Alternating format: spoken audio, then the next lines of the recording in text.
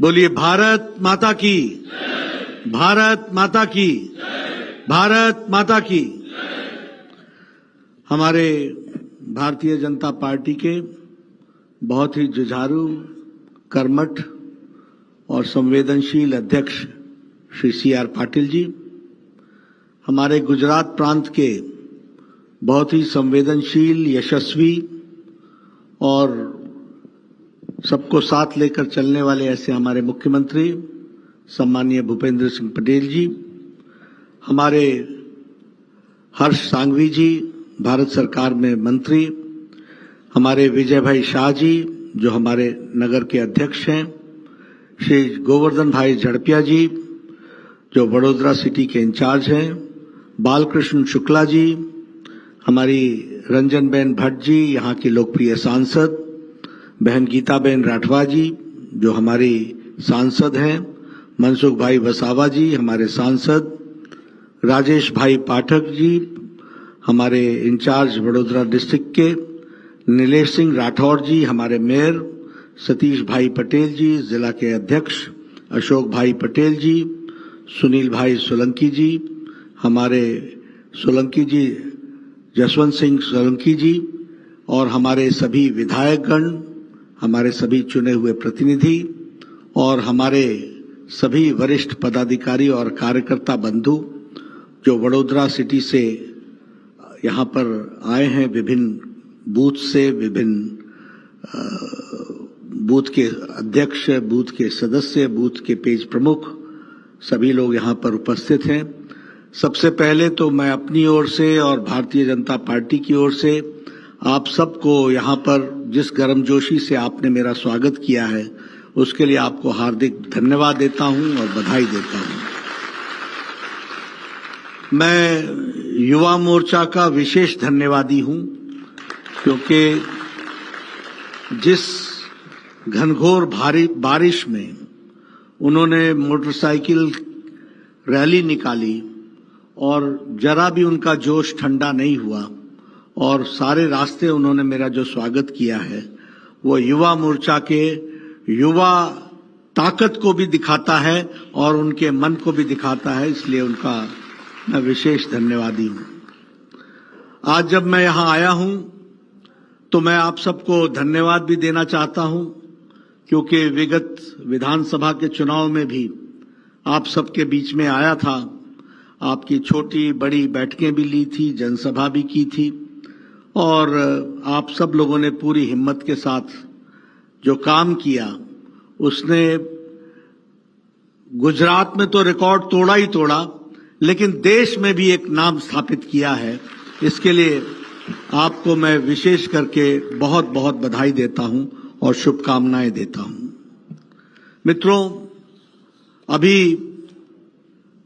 हमारे भूपेंद्र भाई आपके सामने बता रहे थे कि किस तरीके से गुजरात आगे बढ़ा है, किस तरीके से देश आगे बढ़ा है और उसी में उन्होंने 9 साल सुशासन और गरीब कल्याण, सेवा, सुशासन और गरीब कल्याण की बात भी कही है।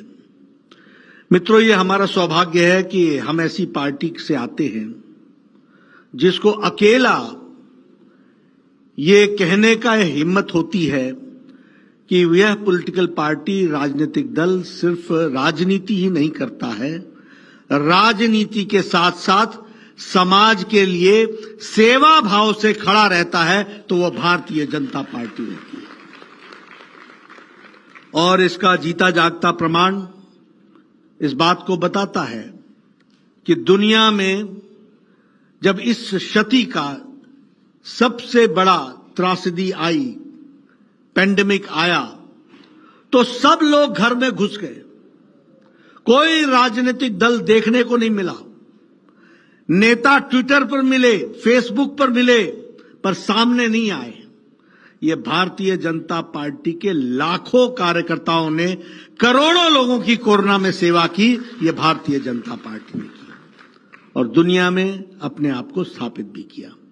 इसलिए सेवा हमारे साथ जुड़ा है। सेवा सप्ताह, सेवा पखवाड़ा, ब्लड डोनेशन, फ्री ऑपरेशंस, लोगों को जो हमारे विशेष, जिसको हम स्पेशल एबल्ड चिल्ड्रन बोलते हैं, उनको हम स्पेशल एड्स देना, उनको हम सपोर्ट सिस्टम देना, ये सब काम अगर कोई करता है तो वो भारतीय जनता पार्टी का कार्यकर्ता करता है, ये हमको समझना चाहिए। जब हम सुशासन की बात करते हैं तो इसी देश में हम एक ऐसे काल से गुजर रहे थे जब कोई कुछ नहीं बदलेगा, सब ऐसे ही चलेगा, ये तो बदलने वाला ही नहीं है। और ऐसे में एक प्रधानमंत्री ये कह बैठे थे कि मैं 1 रुपया दिल्ली से भेजता हूं तो 15 पैसे पहुंचते हैं, बीच में पता नहीं कौन से पंजे में चिपक जाते हैं। वहां आज डायरेक्ट बेनिफिट ट्रांसफर के माध्यम से 28 लाख करोड़ रुपए लोगों के खाते में पहुंचाने का काम किया, तो यह सुशासन का रूप दिखता है। अगर प्रोएक्टिव होकर के जो कोरोना में मैनेजमेंट किया गया, वह सुशासन की एक मिसाल है। आप बताइए, मुझे कोरोना को बहुत नजदीक से देखने का इसलिए मौका मिला क्योंकि दिल्ली में प्रधानमंत्री जी के साथ दिन रात काम करने का मौका मिला। मुझे याद है उन्होंने मुझसे 6-7 दिन पहले कहा कि मुझे इस वक्त आगे चिंताजनक लग रहा है। उन्होंने कहा कि मुझे महसूस हो रहा है कि कुछ बड़े फैसले लेने पड़ेंगे। उन्होंने कहा कि अगर ये कोरोना 100वां केस क्रॉस करता है तो मैं कुछ कड़े कदम लूंगा, लेने पड़ेंगे। और हम सबको याद है एक दिन उन्होंने कहा कि वॉलंटरली हम सब लोग एक दिन अपने कर्फ्यू के रूप में मनाए।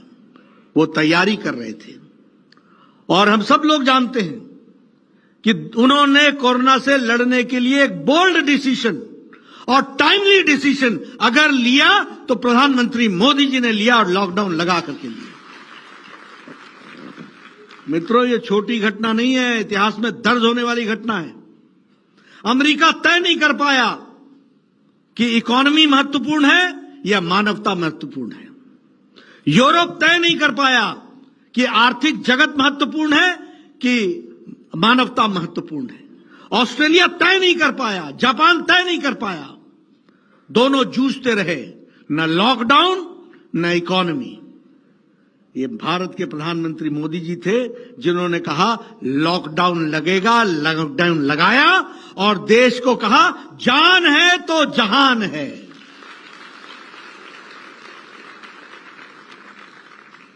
और याद कीजिए, एक personal protection equipment PPE kit एक नहीं बनाता था भारत, एक। याद कीजिए 22,000 के आसपास हमारे पास आईसीयू बेड्स थे। याद कीजिए ऑक्सीजन सपोर्टेड सिस्टम हमारे पास कुछ हजारों में था। याद कीजिए हम दवाई हमारे पास थी ही नहीं, मास्क हम नहीं बनाते थे। लेकिन 3 महीने के अंदर प्रधानमंत्री मोदी जी ने per day 5 lakh personal protection equipment बनाने का तय करके उसको पूरा किया। लाखों में आईसीयू बेड्स बने, लाखों में ऑक्सीजन सपोर्टेड बेड्स तैयार हुए, हॉस्पिटल्स बने, 1500 से ज्यादा पीएसए प्लांट्स लगाए गए। और मैं नंबर अभी मुझे पूरा याद नहीं है, लेकिन 9,000 ट्रेनों को चलाकर 37,000 टन लिक्विड ऑक्सीजन देश के कोने कोने तक पहुंचाया, तो भारत के प्रधानमंत्री मोदी जी ने पहुंचाया। यह है सेवा के बाद का सुशासन। आप देखिए, मैं हेल्थ मिनिस्टर रहा हूं। इस देश में ट्यूबरक्लोसिस को नेशनल प्रोग्राम बनने में 22-25 साल लग गए। इस देश में स्मॉल पॉक्स को नेशनल प्रोग्राम बनने में 28 साल लग गए। इस देश में टेटनस को नेशनल प्रोग्राम बनने में 30 साल लग गए। इस देश में जापानीज इंसेफ्लाइटिस को नेशनल प्रोग्राम बनने में 100 साल लग गए। इस देश में अन्य बीमारियों के लिए दवाइयों का इजाद करते करते 50-25 साल लग गए। और बड़े फक्र से कहते थे ये प्राइवेट में मिलती है दवा, अगर हिम्मत है तो खरीद लो। ऐसे में आपको जानकर आप याद रखिए मेरे आंकड़ों को। 20 जनवरी 2020 को पहला केस डिटेक्ट हुआ था कोरोना का। 20 अप्रैल 2020 को मोदी जी ने टास्क फोर्स बैठाया था और 9 महीने के अंदर एक नहीं 2 वैक्सीन बना करके भारत को दी। यह भी हमको ध्यान रखना चाहिए। और मैं तो हेल्थ मिनिस्टर रहा हूं, मुझे मालूम है एक इंजेक्शन लगाने में कितना समय और किसको कितनी डोज लगेगी, इसको पहले कौन सी डोज लगी है, इसको सर्टिफिकेट कैसे दिया जाएगा। ऐसे में भारत के सुशासन का नतीजा आप समझ लीजिए। 220 crore dose, double dose with booster, और वो भी मुफ्त लगा करके इस देश को सुरक्षा कवच पहनाया तो आदरणीय प्रधानमंत्री मोदी जी ने पहनाया सुरक्षा कवच। आज आप लोग कोई मास्क नहीं लगा रहे हैं, सब नजदीक नजदीक बैठे हैं। 220 करोड़ डोज लगा करके। और अब आप याद करो ऑपोजिशन को, ये मोदी टीका है, आप भूल गए ये मोदी टीका है। हम जानवर नहीं हैं, बिना ट्रायल के हम लगाएंगे नहीं। वैसे हमेशा ट्विटर पर मिलते हैं, पर डोज चुपके चुपके लगा बैठे, तब नहीं आए ट्विटर पर। यह है ऑपोजिशन। और मेरे को मिले तो मैंने कहा कैसा लगा मोदी टीका, कैसा लगा, ये हिसाब। और 220 करोड़ डोज लगा है। आप देखिए अमेरिका में अगर आप जाएंगे तो आपको कोरोना के टीके का कागज में सर्टिफिकेट मिलेगा, और भारत में आपको आपके मोबाइल पर सर्टिफिकेट मिलेगा। यह डिजिटल इंडिया, यह है सुशासन, यह है सुशासन का तरीका। यूक्रेन की लड़ाई हुई, आप बताइए कौन सा ऐसा प्रधानमंत्री है जिसने एक साथ एक वक्त में पुतिन से बातचीत की, एक साथ एक वक्त में जेलेंस्की से बातचीत की और युद्ध को रुकवाया, और 22,000 बच्चे तिरंगा झंडा लेकर के वापस आए,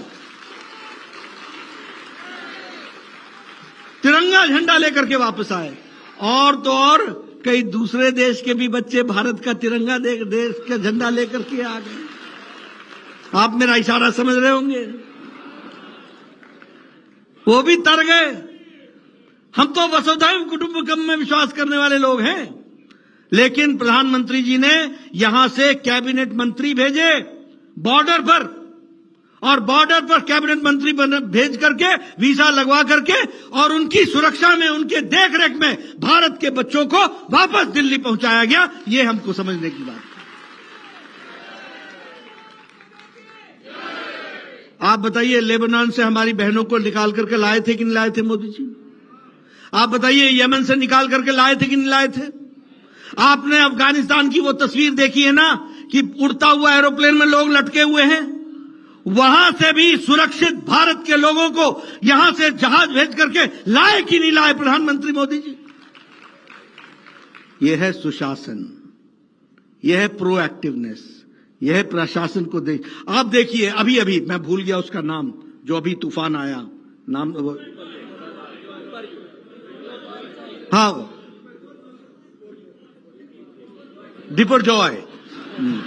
तो वो जो आया, आप देखिए कि हफ्ते भर पहले से प्रधानमंत्री जी की बैठकें शुरू हो गई, मुख्यमंत्री जी को बैठक में शामिल किया गया, अध्यक्ष जी शामिल हुए, तैयारियां शुरू हुई, गृह मंत्री जी शामिल हुए, सारा एडमिनिस्ट्रेशन शामिल हुआ। मैं उससे ज्यादा आप बता सकेंगे, लेकिन कितनी गहराई से तैयारी हुई, कितनी दूर तक की तैयारी हुई। बताइए सबको सुरक्षित स्थान पर लाया गया कि नहीं लाया गया? सबको पहुंचाया गया कि नहीं? दवाइयां दी गई कि नहीं? विपरीत परिस्थिति में अगर माचिस की जरूरत हो, मोमबत्ती की जरूरत हो, यहां से लेकर दवाई की जरूरत हो, भोजन की जरूरत हो, सारी व्यवस्थाएं की कि नहीं की गई? और सभी को सुरक्षित बचा लिया गया कि नहीं बचा लिया गया? यह है सुशासन, यह है प्रोएक्टिवनेस। इसको हमको समझना होगा। और जब हम इन सारी बातों को करते हैं तो आदरणीय प्रधानमंत्री मोदी जी का हमको आत्मनिर्भर ध्यान में आता है। आज जब हम कोरोना की दवाई की बात करते हैं तो हम आत्मनिर्भर हो गए, और हम आत्मनिर्भरता से आपको जानकर खुशी होगी कि कोरोना वैक्सीन मैत्री में 100 देशों को भारत ने दवाई पहुंचाई, वैक्सीन पहुंचाई, और 48 देशों को मुफ्त पहुंचाई है। ये भारत का स्थान है। यानी अब भारत लेने वाला नहीं है, मोदी जी के नेतृत्व में देने वाला भारत बन गया। ये भी हमको समझना चाहिए। जब हम आत्मनिर्भर की बात करते हैं तो डिफेंस में 70,500 करोड़ रुपए का जो डिफेंस के सामान खरीदे जा रहे हैं वह इंडियन इंडस्ट्रीज, उसमें से 99% इंडस्ट्रीज भारत की है जो उसको सप्लाई कर रही है। यानी हम इंडिजिनस हो गए। अगर हम बात करें कि इंपोर्ट जो 70% होता था, अब वो सारे का सारा बंद होकर के अब हम उसको अपनी दृष्टि से करने का प्रयास कर रहे हैं। मित्रों, आप सब लोग बैठे हैं, मैं आपके सामने कुछ तस्वीर ठीक करना चाहता हूं। ये ठीक है, लोग महंगाई की चर्चा करेंगे। यह भी ध्यान में रखिए कि दुनिया में बताइए कोरोना का असर पड़ा है कि नहीं पड़ा है, मंदी आई कि नहीं आई। आप बताइए कोरोना के असर से इकोनॉमी को अफेक्ट हुआ कि नहीं हुआ। यूक्रेन की लड़ाई से सप्लाई चेन रुकी कि नहीं रुकी, मुसीबत आई थी कि नहीं आई थी। अमेरिका से लेकर के सभी देश मुसीबत में थे कि नहीं थे, और हैं कि नहीं है। ऐसे में भी इंटरनेशनल मॉनेटरी फंड और मॉर्गन स्टैनली कहता है कि अगर कोई आर्थिक जगत में उज्जवल भविष्य है तो वो भारत का है, भारत ब्राइट स्पॉट है। और मैं आपके सामने कुछ आंकड़े रखना चाहूंगा, उन आंकड़ों से आप समझिए। अगर मैं जीडीपी की बात करूं, ग्रोथ रेट की बात करूं, तो आपको जानकर आश्चर्य होगा कि अभी ग्रोथ रेट ऑस्ट्रेलिया का 2.2% है, जर्मनी का 2.6% है। अगर पत्रकार हो तो नोट कर लें। साउथ कोरिया का 4.1% है, कनाडा 4.5% पर खड़ा है, ब्राजील 4.6% पर खड़ा है, साउथ अफ्रीका 4.9% पर खड़ा है, यूनाइटेड स्टेट्स 5.9% पर खड़ा है, फ्रांस 6.8% पर खड़ा है, और भारत 8.7% पर खड़ा है।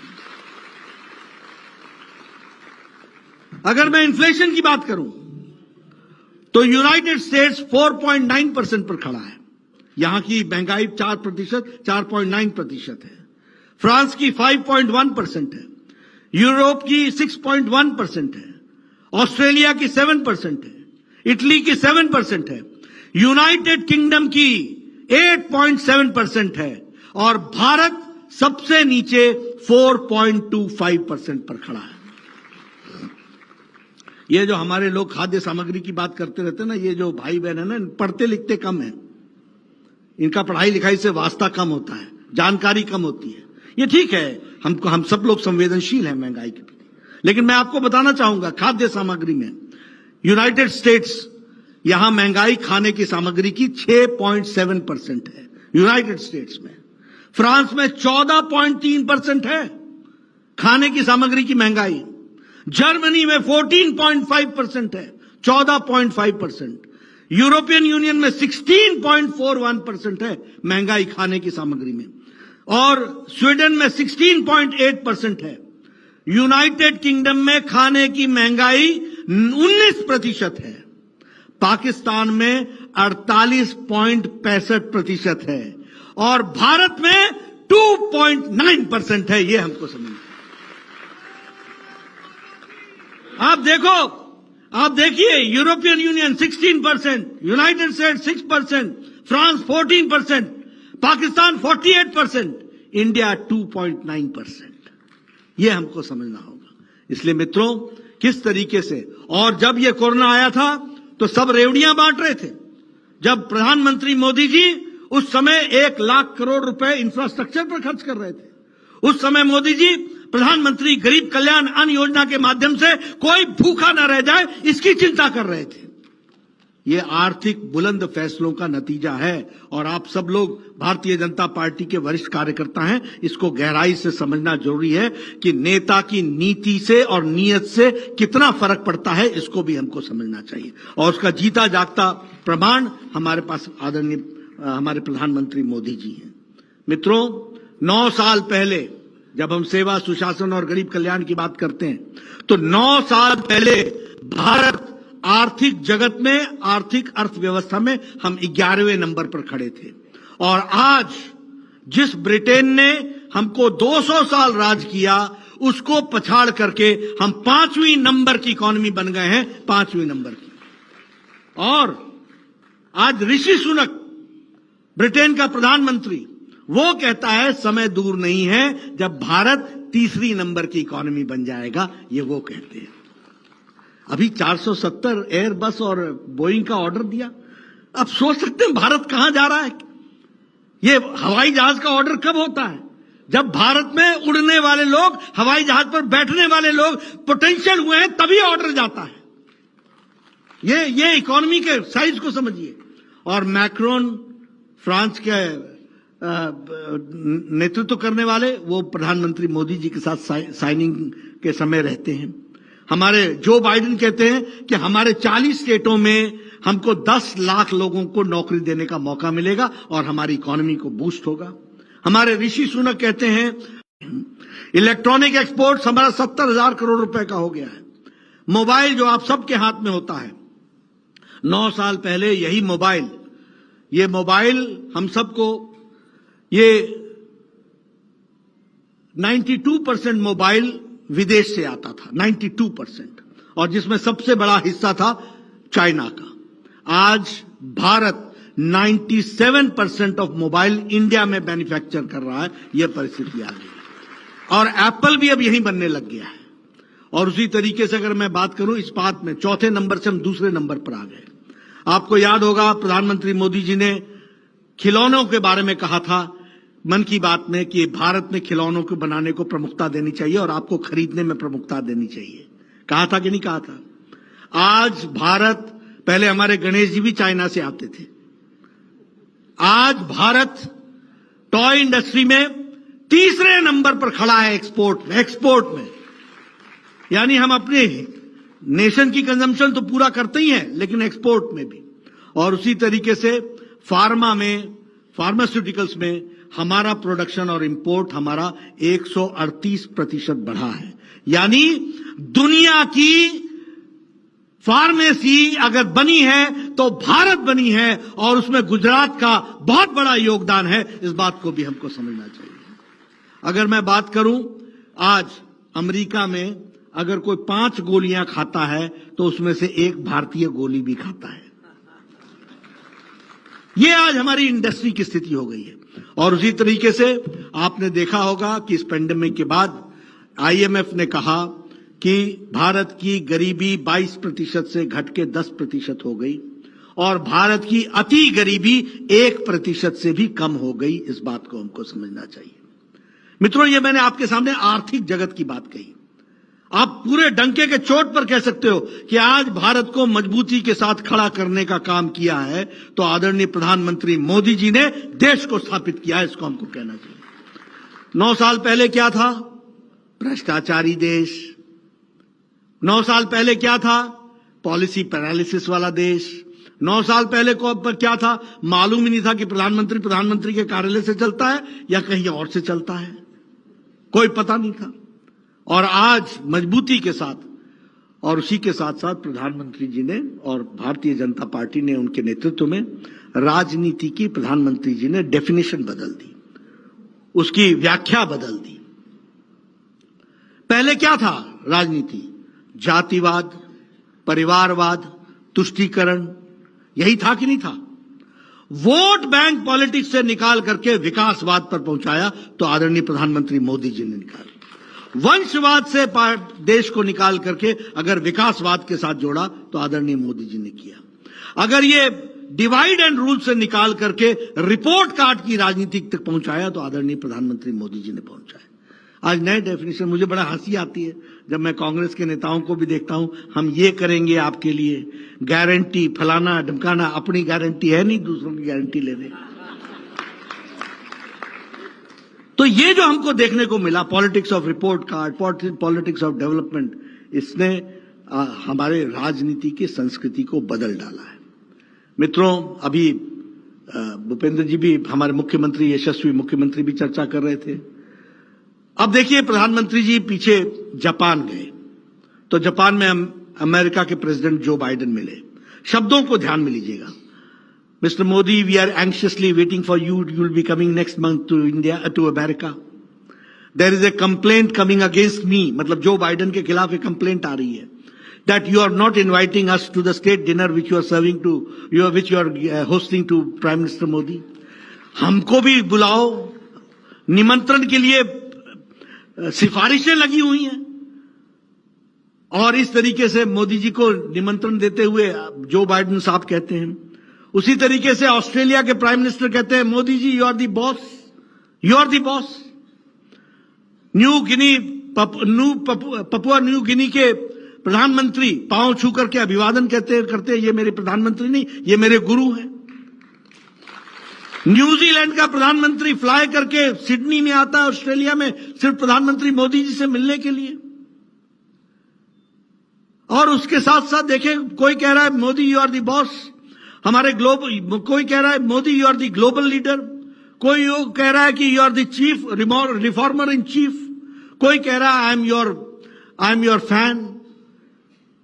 ये दुनिया में लोगों ने प्रधानमंत्री मोदी जी के बारे में कहा है, लेकिन दुख के साथ जब ये दुनिया में प्रधानमंत्री मोदी जी की छवि बनती है, तो हमारे कांग्रेसियों के पेट में मरोड़ उठता है,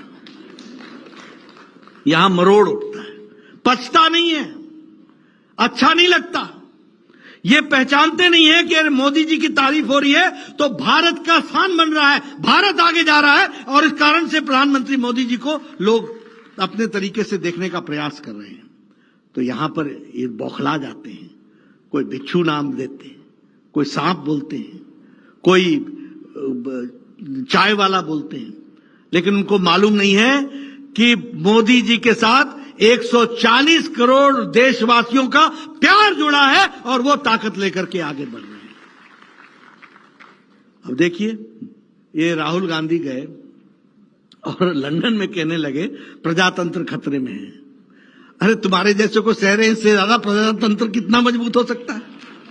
आपके जैसे को हम सह रहे हैं, जो देश की आधी आबादी को गाली देता हो, जिसको जेल से प्रताड़ना मिली हो, जिसको जेल से सजा सुनाई गई हो, और जो जिस तरीके का शब्द बोलता है, और हाई कोर्ट और कोर्ट का ऑब्जर्वेशन है कि आपको रिस्पॉन्सिबली बिहेव करना चाहिए, ऐसे लोग जाके बोलते हैं कि डेमोक्रेसी खतरे में है। ये भूल जाते हैं कि तेरी ही दादी थी ना जिसने 1,50,000 लोगों को 19 महीने के लिए मीसा और DIR में जेल में बंद किया था। किस मुंह से तुम डेमोक्रेसी की बात कर रहे हो? और कहां कर रहे हो? इंग्लैंड में, जिसने 200 साल हमारे ऊपर राज किया। ऐसे देशभक्त हैं, ये मोहब्बत की दुकान चला रहे हैं, ये नफरत का मेगा मॉल खोल के बैठे हैं। ये हमको समझना चाहिए। जो ये बोले कि देश की आधी आबादी हमारे ओबीसी भाइयों को गाली दे, कोर्ट बोले वापस लो, वापस न ले, रस्सी जल जाए पर बल न जाए, ऐसा अहम, और वो ओबीसी के नाम पर लोगों को इस तरीके की बात कहे, और वो मोहब्बत की दुकान खोले। मैं उनकी मोहब्बत की स्टोरी बताऊं आपको। आप बताइए, जेएनयू में नारे लगे कि नहीं लगे? भारत होंगे तेरे टुकड़े टुकड़े, इंशाअल्लाह इंशाअल्लाह, लगे कि नहीं लगे? जेएनयू में नारे लगे कि नहीं? अफजल हम शर्मिंदा हैं, तेरे कातिल जिंदा हैं, लगे कि नहीं लगे? अफजल कौन था? पार्लियामेंट हाउस के अटैक का मास्टरमाइंड। उसको सजा किसने सुनाई? सुप्रीम कोर्ट के जज ने। सजा किसने माफ नहीं की? भारत के राष्ट्रपति उस समय के आदरणीय प्रणब मुखर्जी ने। यानी कातिल हो गए सुप्रीम कोर्ट का जज, कातिल हो गए प्रणब मुखर्जी, और अफजल हम शर्मिंदा हैं, तेरे कातिल जिंदा हैं, और भारत होंगे टुकड़े टुकड़े, इंशाअल्लाह इंशाअल्लाह। बताइए, राहुल गांधी दूसरे दिन इनके साथ खड़ा मिला कि नहीं मिला? मिला कि नहीं मिला? ये मोहब्बत की दुकान चला रहे हैं, ये देशभक्त हैं, ये नफरत का मेगा मॉल खोल करके बैठे हैं। इसको भी हमको समझना चाहिए। मित्रों, अगर मैं बात करूं गुजरात के विकास की, बहुत सी बातें हो गई हैं, लेकिन अभी अमेरिका जब गए थे तो माइक्रोन्स की टेक्नोलॉजी आपको मिली है और मुझे बताया गया है कि अहमदाबाद में सेमीकंडक्टर्स का एक फैक्ट्री लगेगी और उसी तरीके से उसमें 6,770 करोड़ रुपए खर्च होंगे। गूगल आपके यहां 82,000 करोड़ रुपए खर्च करने वाला है, 82,000 करोड़ रुपीस, और वो हमारा ग्लोबल फिनटेक ऑपरेशंस का सेंटर बनाने वाला है गिफ्ट सिटी में। सेंट्रल के जो 1.25 लाख करोड़ रुपए के प्रोजेक्ट्स हैं वो आपको मालूम ही है। एक्सप्रेस हाईवे, भारतमाला, हमारा Ahmedabad Mumbai high speed train का ट्रैक, फिर उसी तरीके से 4 लेन 6 लेन एक्सप्रेसवेज, ये सब काम जिस तीव्र गति से चल रहा है और उसको आगे बढ़ाया गया है, चाहे रेलवेज हो चाहे एयरवेज हो। अब अगर 75 एयरपोर्ट बने हैं, 75 एयरपोर्ट बने 75 साल में, और 74 एयरपोर्ट बने 75 साल में, और 74 एयरपोर्ट बने 9 साल में, और 9 साल में भी 8 एयरपोर्ट आपके यहां दिए गए। ये भी हमको ध्यान में रखना चाहिए, ये भी मैं आपके सामने बताऊंगा। मित्रों, अगर मैं बात करूं तो हमारे राजकोट के all India institute of medical sciences की 1200 करोड़ रुपए का वो बना। मेडिकल कॉलेजेस, आज गुजरात में हर जिले में एक मेडिकल कॉलेज बन गया है कि नहीं बन गया है, उसको बढ़ाया जा रहा है कि नहीं। वर्ल्ड हेल्थ ऑर्गेनाइजेशन का ट्रेडिशनल मेडिसिन का सेंटर, वो भी मतलब WHO भी दुनिया में अगर उसने कोई वर्ल्ड हेल्थ ट्रेडिशनल मेडिसिन का सेंटर बनाया है तो वह भी गुजरात में बनाया है। यह हमको ध्यान में रखना चाहिए, उसको आगे बढ़ाया है। हमारे एशिया का फर्स्ट सोलर प्लांट गुजरात में, वर्ल्ड का लार्जेस्ट सोलर प्रोग्राम गुजरात में, ड्रग पार्क भरूच में बनने का तैयारी हो रही है 2,500 करोड़ रुपए की दृष्टि से। ये सारे विकास के आयाम तो एक तरफ है ही हैं, लेकिन गांव, गरीब, वंचित, पीड़ित, शोषित, दलित, युवा, महिला, इनका भी सशक्तिकरण हुआ है। और जिसके बारे में अभी आपके सामने उन्होंने सारी स्कीमें पढ़ दी, प्रधानमंत्री गरीब कल्याण अन्न योजना, प्रधानमंत्री स्वच्छता अभियान, प्रधानमंत्री, आपने सुना एक श्रृंखला उन्होंने पढ़ी। ये सब गांव, गरीब, वंचित, पीड़ित, शोषित, दलित, सबको मजबूती प्रदान करने वाले योजनाएं हैं। लेकिन मैं कुछ आपके सामने 1-2 उदाहरण जरूर देना चाहूंगा। मैंने अभी गोधरा में भी उसकी चर्चा की, पंचमहल में भी चर्चा की। ये जो आवास योजना है ना मित्रों, हमेशा याद रखना कि जब तक आपको अंधेरे का अंदाज ना हो, उजाले का मजा नहीं ले पाते हो। अगर उजाले का मजा लेना है तो अंधेरे को पहचानो।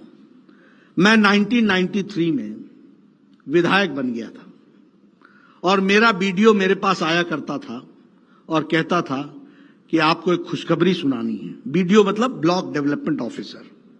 वो क्या कहता था कि आपको इस साल एक पंचायत में एक घर इंदिरा आवास योजना में अलॉट हुआ है। एक पंचायत में एक घर इंदिरा आवास योजना में अलॉट हुआ है, बताइए इसको किसको दें। मैं कहता था भैया आप ही बांट लो किसको, मैं तो दे नहीं पाऊंगा। एक अनार 100 बीमार कैसे दूं, कैसे होगा। लेकिन आज मुझे खुशी है कि प्रधानमंत्री मोदी जी ने प्रधानमंत्री आवास योजना में 4 करोड़ घर बनाए हैं। 4 करोड़, 2 कमरों का पक्का मकान, 1 रसोई विथ गैस, 1 शौचालय विथ कोर्टयार्ड, और उसके साथ साथ घर के मालिक को मालकिन बनने का अधिकार भी दिया है। और गुजरात में 16 लाख मकान बने हैं, ये आप ध्यान में रखिए। अगर मैं स्वच्छता अभियान की बात करूं तो स्वच्छता अभियान की दृष्टि से देखिएगा तो 11 करोड़ इज्जत घर बने। 11 करोड़। मैं महिला बहनों के लिए विशेष करके बताना चाहता हूं, हम सब लोग राजनीति में लंबे समय से हैं। हम लोग देखते थे कि किसी भी गांव से गुजर जाओ, सुबेरे और शाम महिलाओं के झुंड अपने दैनिक नित्य कर्म के लिए जाया करते थे, खेतों में जाया करते थे। कोई सुरक्षा नहीं थी। क्या परिस्थिति थी और संख्या क्या थी? 11 करोड़, 11 करोड़। आज प्रधानमंत्री मोदी जी ने 11 करोड़ बहनों को इज्जत घर देकर के इज्जत देने का काम किया, उनकी डिग्निटी को रिस्टोर किया, तो प्रधानमंत्री मोदी जी ने किया। और 42 लाख इज्जत घर गुजरात में भी बने हैं। अगर मैं बात करूं प्रधानमंत्री आयुष्मान योजना की, यहां सब बैठे हैं, हम लोग सबको चिट्ठियां लिखते थे, मुख्यमंत्री जी इनके बाईपास होना है, कृपया 1.25 लाख देने की अनुकंपा करें, अनुशंसा करें। इनका किडनी का ऑपरेशन होना है, 5 लाख रुपए देने की अनुशंसा करें। कभी मुख्यमंत्री जी 5 में से 3 लाख देते थे, 2 लाख देते थे, बाकी देखते थे हम लोग कैसे करेंगे व्यवस्था। आज मोदी जी ने दुनिया का सबसे बड़ा हेल्थ कवरेज, 10 करोड़ 74 लाख परिवार, 55 करोड़ लोग, यानी भारत की 40% की आबादी। और आबादी में कौन? गरीब लोग। कौन लोग? रेहड़ी वाला, फेड़ी वाला, रिक्शा वाला, ठेला वाला, सब्जी वाला, बस का ड्राइवर, बस का क्लीनर, बस का कंडक्टर, बस का को साफ करने वाला, ट्रक को साफ करने वाला, रैग पिकर जो कूड़ेदान से प्लास्टिक इकट्ठा करता है, बार्बर जो बाल काटता है, ऐसे गरीब लोगों को हर साल 5 लाख रुपए का हेल्थ कवर दिया। तो आदरणीय मोदी जी ने दिया, ये भी हमको ध्यान में। और आपने उसके साथ जोड़ करके आपने 5 लाख और जोड़ करके 10 लाख किया है, ये डबल दिया, इसको भी हमको समझना। आप बताइए, इससे गरीब की तस्वीर बदली कि नहीं बदली? उसकी व्यवस्था हुई कि नहीं हुई? मैं उस समय राजनीति में आया जब किसी के घर कैंसर का सी भी पहुंच जाए ना, तो मातम छा जाता था, घर बिकने को तैयार हो जाता था, कोई इलाज की व्यवस्था नहीं थी। मुझे याद है, मैं सांसद था, मेरा लिफ्टमैन, कभी भी उसके चेहरे पर मैंने मुस्कुराहट ही नहीं देखी। मैंने एक दिन पूछा अपने ड्राइवर से, ये कभी मुस्कुराता ही नहीं है। तो पता चला कि उसकी श्रीमती जी को हार्ट की तकलीफ है, उसके पास व्यवस्था नहीं है, इस कारण से वो तकलीफ में है। मैंने बोला कल जाओ, जाकर के राम मनोहर लोहिया हॉस्पिटल में चेकअप कराओ और जो भी डॉक्टर बताता है मेरे को बताओ। उसने बताया 2 लाख रुपए का उसने बना करके दिया। मैंने कहा ठीक है, हम इसकी व्यवस्था करते हैं। हमने मेडिकल सुपरिंटेंडेंट से बातचीत की, उसने कहा साहब आप बोलते हो तो हमारे पास कुछ रिवॉल्विंग फंड होता है, उसके माध्यम से मैं इसकी व्यवस्था कर दूंगा। वो उसका ऑपरेशन हो गया। पहली बार उसको मैंने मुस्कुराते देखा और मेरे को गरीब की आंखों में मुस्कुराहट तब पता चली उसकी कीमत क्या होती है, क्या परिस्थिति खड़ी होती है, कैसे जीते हैं लोग। और मोदी जी ने ऐसे 55 करोड़ लोगों को नई जिंदगी दी है, नए तरीके से। और आपके हमारे मुख्यमंत्री जी ने 5 लाख रुपए और देकर के उसको आगे बढ़ाया है। ये बहुत बड़ी बात है जिसको हमको समझना चाहिए। इसलिए विकास की दृष्टि से अगर मैं बात करूं, गरीब कल्याण अन्न योजना की दृष्टि से 80 करोड़ की जनता, जिसमें से 3 करोड़ आपकी जनता है, मतलब गुजरात की जनता है जिसको उसका लाभ मिल रहा है। तो ये सब चीजें जो हैं वो किस तरीके से विकास में अपना योगदान करती है, वो हमको ध्यान में रखना है। मैं गुजरात का विशेष करके धन्यवादी भी हूं कि आपकी जो हमारी ज्योग्राफिकल एरिया है वो देश का 6% है और आपकी जो जनसंख्या है वो देश का 5% है, लेकिन आपका जो जीडीपी में कंट्रीब्यूशन है वो 8% से ज्यादा है और इंडस्ट्रियल आउटपुट 18% से ज्यादा है। ये गुजरात का है। और उसके बावजूद और उसके साथ साथ आप 3 लाख करोड़ रुपए सिर्फ गरीबों के लिए हर साल खर्च कर रहे हैं और उनके विकास में अपने आप को जोड़ रहे हैं। बाकी तो अन्य योजनाएं हैं ही हैं जिनके माध्यम से आप काम कर रहे हैं, फिर चाहे वो गुणोत्सव स्कीम हो, मुख्यमंत्री अमृतम स्कीम हो, विद्या लक्ष्मी स्कीम हो, मुख्यमंत्री युवा स्वावलंबन योजना हो, ये सारे योजनाएं जो हैं वो आपको गुजरात की दृष्टि से विकास की ओर जा रही। मुझे जो खुशी है वो आपके साथ मैं जरूर शेयर करना चाहूंगा। गुड गवर्नेंस इंडेक्स में गुजरात फर्स्ट रैंक पर खड़ा है। लॉजिस्टिक परफॉर्मेंस इंडेक्स में गुजरात नंबर 1 पर खड़ा है। एक्सपोर्ट प्रिपेयर्डनेस इंडेक्स में गुजरात नंबर 1 पर खड़ा है। स्टेट फूड सेफ्टी में गुजरात सेकंड बेस्ट स्टेट है और पावर सरप्लस स्टेट ये पहला है जो गुजरात बना है। ये हमको ध्यान में रखना चाहिए। इसलिए मित्रों, ये सारी जो विकास की कहानियां हैं उसको हमको आगे बढ़ाना है, उनको हमको आगे ले जाना है। एक बात मैं कार्यकर्ताओं से जरूर कहना चाहूंगा, जो आदरणीय प्रधानमंत्री जी ने हम लोगों के सामने टारगेट रखा है। ये 9 साल की कहानी हमने आपके सामने बताई, किस तरीके से भारत जो पहले देखा जाता था और आज देखने वाला भारत है वो हमारे सामने है और ये हमारी नजर में नहीं, दुनिया की नजर में है। लेकिन हमें यही नहीं रुकना है। हम सब लोग बड़े भाग्यशाली हैं। देखिए, मैं 30-40 साल से हूं राजनीति में। ऐसा अवसर हमको नहीं मिला जब हमारी पार्टी में नेता भी हो, नीति भी हो, नीयत भी हो, वातावरण भी हो और कार्यकर्ता भी हो और काम करें की योजना भी है। ये समय आया है तो अब आया है और ये अमृत काल है। और अमृत काल में हम सब लोगों ने 2047 देखना है। और अगर 2047 देखना है तो हमको विकसित भारत देखना है, हमको डेवलप्ड इंडिया देखना है। और डेवलप्ड इंडिया अगर देखना है तो हमको विकसित भारत का लक्ष्य बनाना पड़ेगा। हमको 5 प्रण लेने पड़ेंगे। एक तो विकसित भारत, उसी तरीके से गुलामी के हर अंश से हमको अपने आप को निजात दिलाना पड़ेगा। अपनी विरासत पर हमको गौरव करना पड़ेगा। एकता और एकजुटता के साथ चलना पड़ेगा और नागरिकों को अपना कर्तव्य निभाना पड़ेगा और विकसित भारत की ओर आगे बढ़ना पड़ेगा। इसको हमको पूरा करना है। इसलिए 5 प्रणों को लेकर के हम चले, आगे बढ़ें, गुजरात को आगे बढ़ाएं। गुजरात के बारे में नंबर वन मैंने बताया ही, लेकिन बहुत से ऐसे नंबर 1 हैं जिसमें आपको नंबर 1 आना है और आगे बढ़ना है, बढ़ाना है।